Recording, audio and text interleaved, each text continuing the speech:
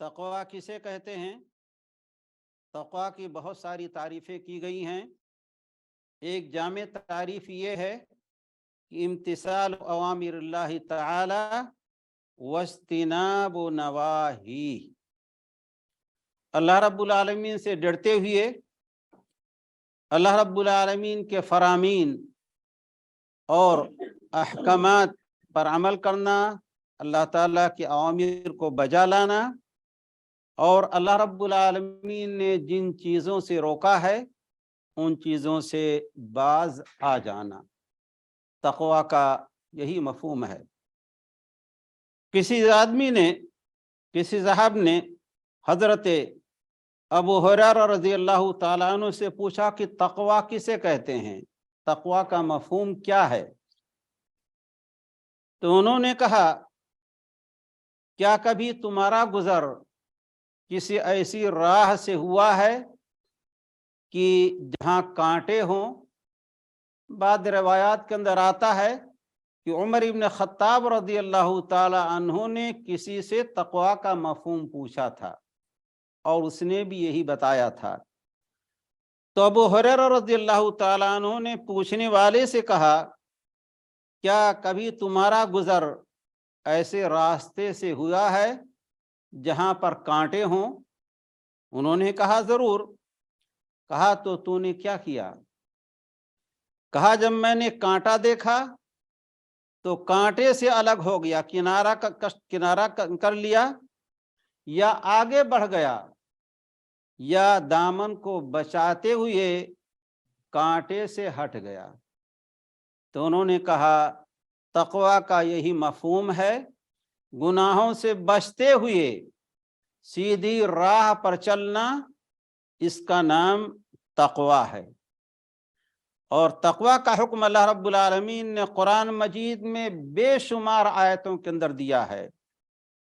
تقوی کا حکم بھی دیا ہے، تقوی کا فائدہ بھی اللہ رب العالمین نے بے شمار آیتوں کے اندر بیان فرمایا ہے۔ اللہ رب العالمین نے سورہ حشر کے اندر فرمایا، یا ایھا الذین آمنوا اتقوا اللہ، اے ایمان والو اللہ سے ڈرو۔ حضرت عبداللہ ابن مسعود رضی اللہ تعالیٰ عنہ کہتے ہیں کہ اللہ رب العالمین قرآن مجید میں جب یا ایھا الذین آمنوا کہے تو مومنوں کو بہت غور سے سننا چاہیے، اس لیے کہ یا تو اللہ رب العالمین اس کے بعد انہیں کسی بھلائی کا حکم دے رہا ہوگا یا کسی برائی سے انہیں روک رہا ہوگا۔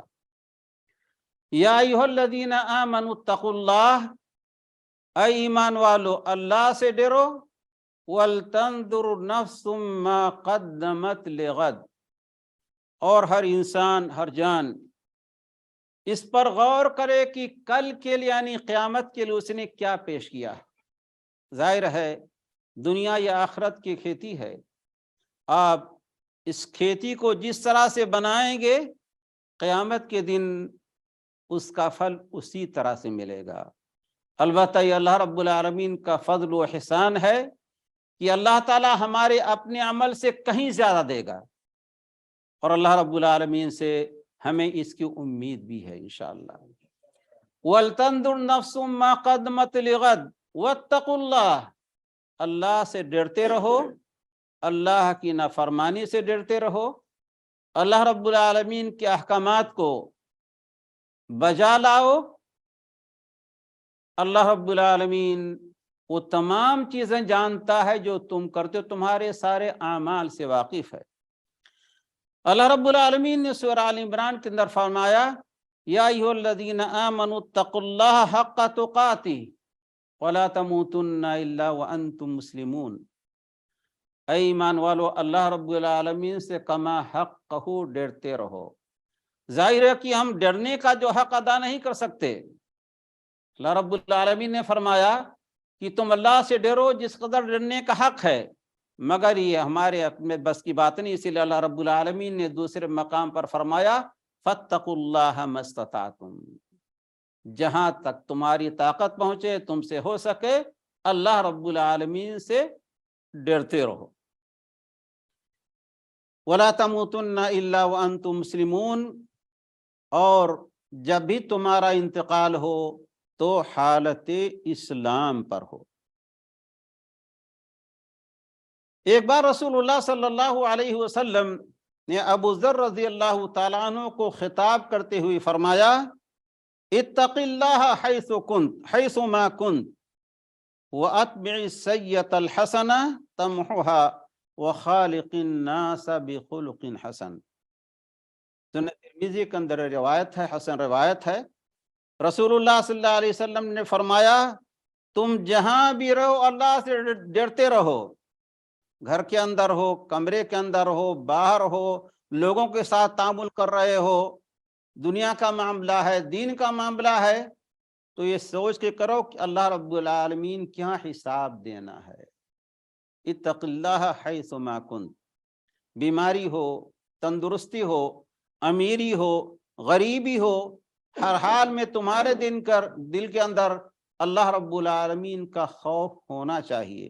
آگے فرمایا، اور برائی کے بعد نیکی کرو، اگر غلطی ہو جائے تو پھر اللہ رب العالمین سے توبہ کرو، اور پھر برائی کے بعد بھلائی اور نیکی کا کام کرو۔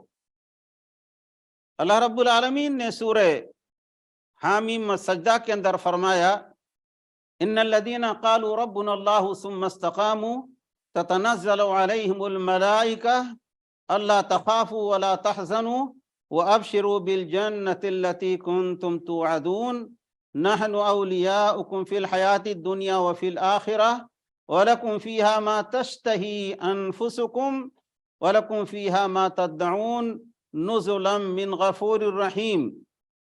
آگے اللہ رب العالمین نے پھر یہ حکم دیا کہ تم برائی کا بدلہ بھلائی سے دو۔ اس کا فائدہ کیا ہوگا؟ جو تمہارا دشمن ہے وہ تمہارا دوست ہو جائے گا۔ وَلَا تَسْتَوِي الْحَسَنَةُ وَلَا السَّيِّئَةُ، برائی اور نیکی یہ دونوں برابر نہیں ہو سکتے۔ ادفع باللتی ہی احسن، برائی کا بدلہ بھلائی سے دو۔ فَإِذَا الَّذِي بَيْنَكَ وَبَيْنَهُ عَدَاوَةٌ كَأَنَّهُ وَلِيٌّ حَمِيمٌ، جو تمہارا دشمن ہے، تمہارے اس کے درمیان عداوت ہے، وہ تمہارا دوست بن جائے، گہرا دوست جانی دوست بن جائے گا۔ تو انسان کوشش یہ کرے، اللہ رب العالمین نے اگر اسے اس لائق بنایا ہے کہ کسی کی غلطی کو وہ معاف کر سکے، برائی کا بدلہ بھلائی سے دے، تو اس کا فائدہ یہ ہے کہ عداوت و دشمنی بھلائی میں بدل جائے گی، اور پھر اللہ رب العالمین کیا اس کا بڑا اجر و ثواب ملے گا۔ تو اللہ کے رسول علیہ الصلوۃ والسلام نے فرمایا، وَأَتْبِعِ السَّيِّئَةَ الْحَسَنَةَ، برائی کے بعد بھلائی کرو، تمحوها، نیکی اس برائی کو مٹا دے گی۔ وَخَالِقِ النَّاسَ بِخُلُقٍ حَسَنٍ، اور لوگوں کے ساتھ اچھے اخلاق سے پیش آؤ۔ اس وصیت کے اندر رسول اللہ صلی اللہ علیہ وسلم نے پہلی وصیت کیا دی؟ اتق اللہ حیث ما کنت۔ ابو ذر رضی اللہ تعالیٰ عنہ سے کہا، اللہ سے ڈرتے رہو تم جہاں بھی جس حال میں ہو۔